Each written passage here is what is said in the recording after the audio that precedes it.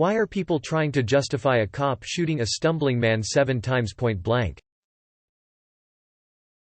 The guy was surrounded by cops, had been tased multiple times, could barely walk, and yet the police allowed him to stumble to his car before unloading an entire magazine on him. Any one of those cops could have de-escalated the situation by tackling the already weakened guy to the ground. They could have knocked him out with their government-issued batons. But no, they allowed themselves to be put in a more potentially dangerous situation. Also, it doesn't take 7 point-blank shots to incapacitate or kill a man. The fact that the cop unloaded his entire magazine point-blank shows that he lost his head and clearly isn't ready for the responsibility of being a cop.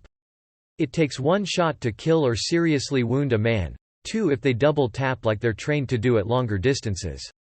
Edit. Link to video of shooting link. People have to justify this, because they have chosen a side that declares that there is little to no problem with our police, and that the problem lies with the people protesting them and the criminals themselves.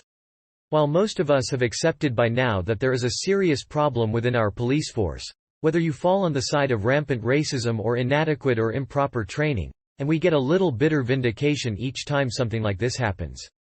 But if you have chosen the opposition side, for whatever reason, your position has to be either a few bad apples to no problem at all, just spoiled brat kids growing up to be thugs, and you have to defend any police action, because admitting that a cop did something wrong at this point would start the process of tearing down your worldview.